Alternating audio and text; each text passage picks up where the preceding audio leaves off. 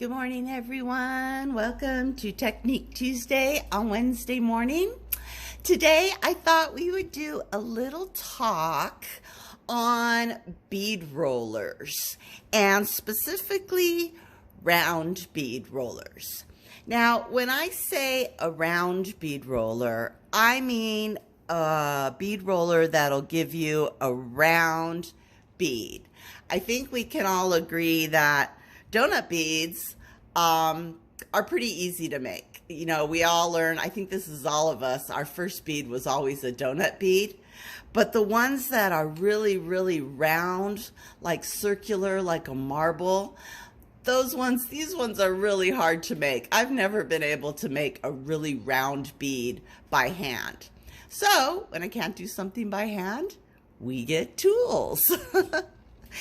Now, to me, there's two types of round bead rollers. There are the bead rollers that I call these channel bead rollers.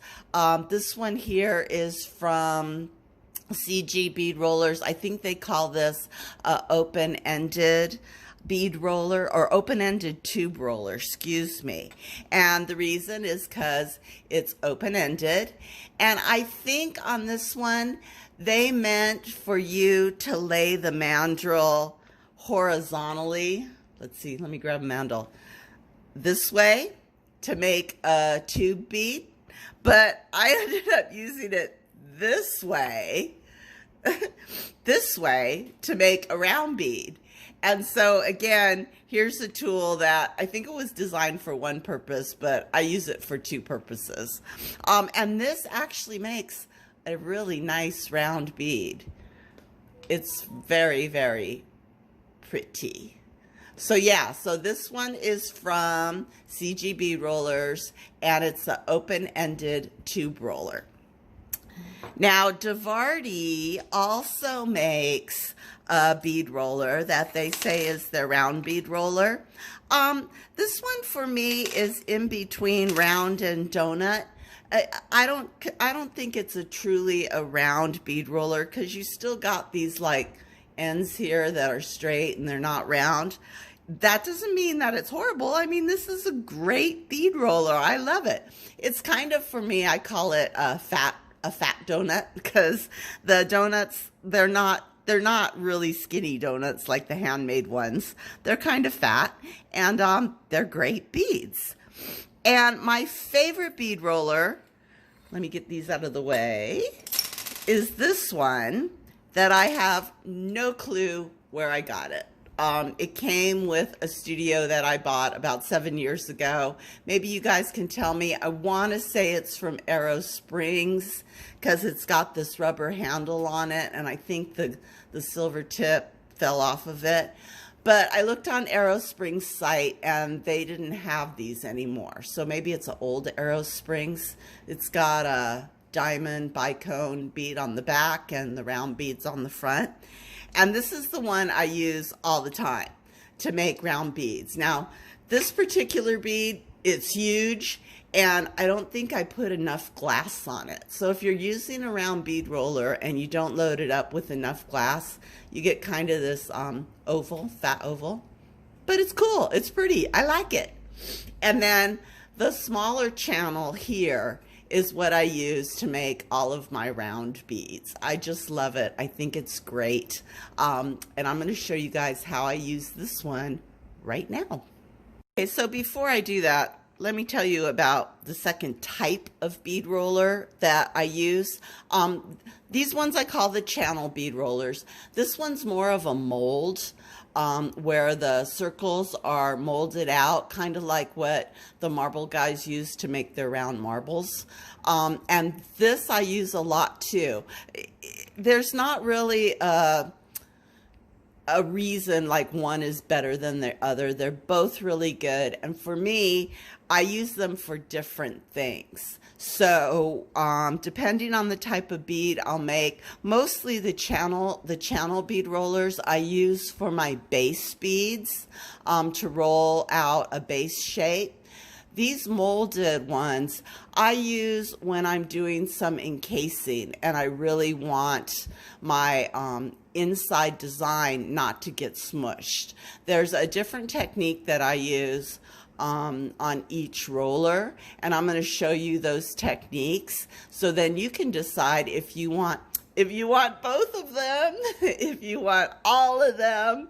I want to get another one of these that makes larger beads because I really like this. I've been doing some Murini lately and some encased florals, and with this marver I use like a pressing motion to get the shape, and when you press you're less likely to smudge your internal design. So this one has its place in my life for some things, and then this one has a place for other things. Okay, now I'm going to show you how to use both of these. Okay, so let me just go through step one here of rolling this bead out for you guys. When I get these bead rollers, I pretty much learn like how much glass to put on it, but you're going to want to futz with it a bit. For this particular size, I know that it takes 5 wraps across, that the width is 5 wraps of glass.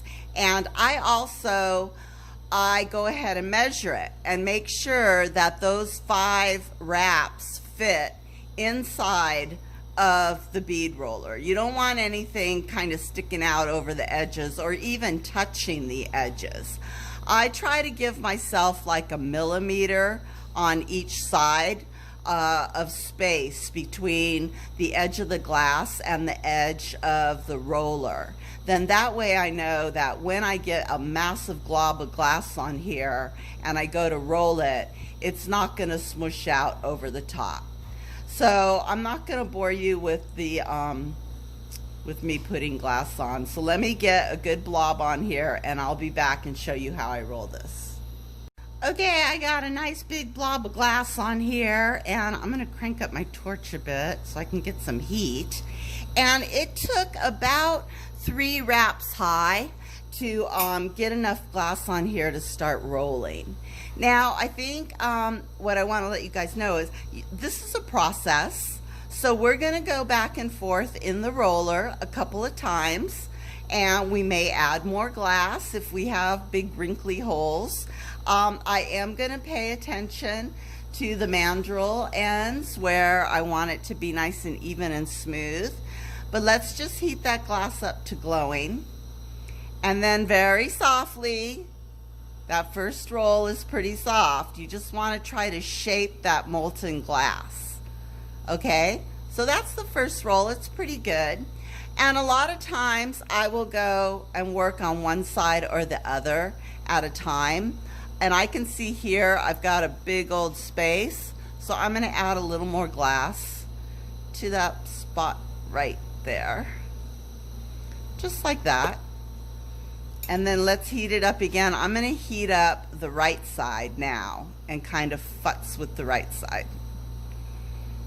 Just heat it up nice and glowing. Give it a nice gentle slow roll. You're not pushing down at all. The other thing that I want to point out is a lot of times I will put on enough glass that the mandrel and the bead release don't touch the sides of that roller. Because man, if anyone's going to break the bead release, it'll be me. Okay, a little bit of coaxing and massaging on the other side. We still got a ways to go here. The right side, heat it up. And I can see it's not perfectly even, but hopefully we can get that glass to come around. There we go. And if you have to, it's not against the rules to use your little press there to get the edges all evened up the way you want. Let's look on the left side a little bit here. The left side actually looks pretty good. I've got some little ridges right there by the mandrel hole, but I'm just going to heat up the glass and kind of let it do what it does. Oh, that's pretty. Okay, I think that's good. Let's give it one more final roll here. Oh, that's a beautiful round bead, you guys. Now, just for fun, because I don't want to show you just a boring round bead, these channel bead rollers make great frit trays. So I make this bead called a chunk nugget. And it's just a way of getting rid of my frit. So here I am. It's nice chunky frit. I'm heating up that bead. I'll probably destroy the shape that I just made. I roll it in the frit, and then I come back in with my press, and I just press that frit down so it doesn't go flying off. We want to melt down the sharp edges, and I'm going to have to probably go in the frit tray again. And I'm pressing, oh, there goes my round bead. It's now turning into a barrel bead. But I did want to kind of demonstrate how you can use these channel rollers as your frit tray. You don't need a special expensive frit tray. You can just use your graphite roller. Another use for another tool. I'm going to press these down and make sure that they're good and on there. Okay, I think that's good for now. Good for a demo bead. So there you go, guys. That is the round bead channel roller. Oops. And that is my frit chunk, my chunk nugget. Let me clean up a bit, and I'll come back and show you how to use that molds roller. Again, I think the most important thing is this is a rolling action with our bead. So keep that in mind. All right, so here's what I got. I'm going to show you guys how I use this mold roller for encasing. And I'm going to use this little hole right here on the top edge, on the top right. And what I'm going to do, it took 4 wraps to go across, and then 2 wraps high, and then in the center I put like half a wrap because the center is a little fatter. And I'm going to start out by heating this bead and then pressing. Ugh, I got it on this wood board that's not helping. But I press it down. Not hard, just very, very lightly press downward so that you start getting that shape. And again, I'm trying to keep the mandrel away from the edge of that mold because I don't want to break my bead release. And I really like this mold because it's got the large hole mandrel, so I have plenty of room to work. Now, it's not unusual to start with the bigger hole, just getting the initial shape, and then you can downsize and start rolling and shaping if you want to go down. That's what I usually do, is because I always put too much glass on my bead, is I have to get the initial shape with a larger size hole, and then once I get that, I see if I can go down to the smaller hole and really refine that shape. And that looks good. That's a good start.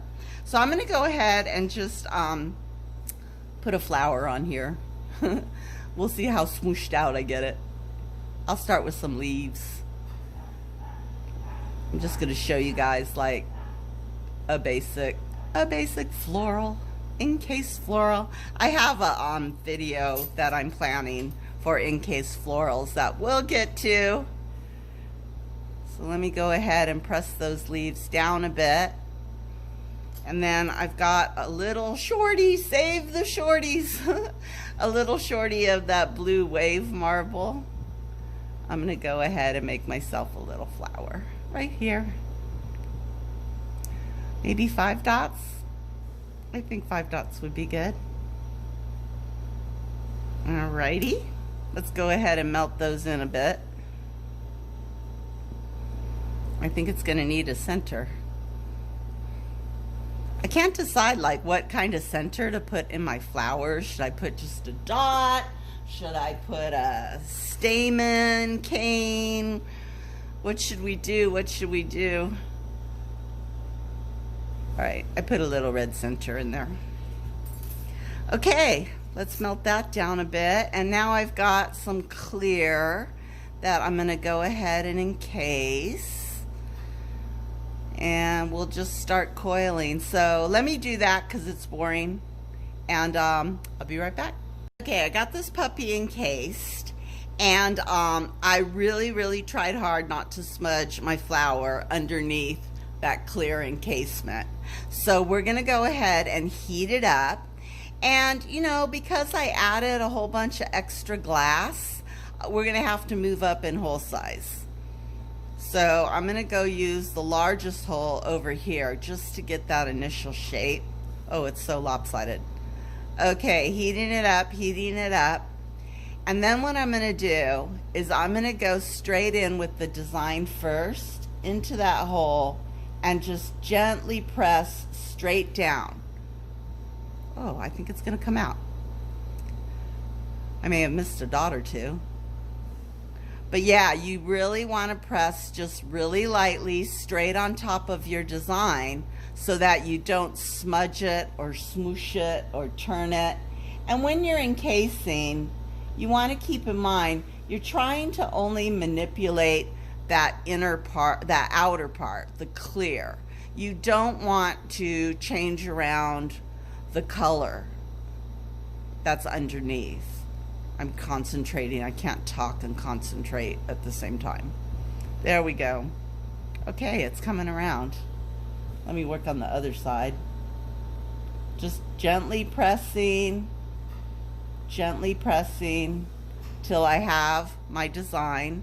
And I think that's it. Let me torch out the tool marks. This one was a little large. And I don't know if it's going to cool enough where you can see the flower.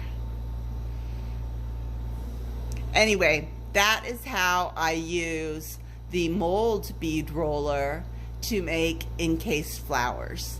We'll work on it more when I get to encased florals. I'll show you guys. And I just wanted to do this little technique video to talk about bead rollers because we haven't done that yet. And it was time. Okay, you guys, I'm going to put this little puppy in the kiln. And I will be back soon with another video. Have a great day, everyone. Take care and see ya.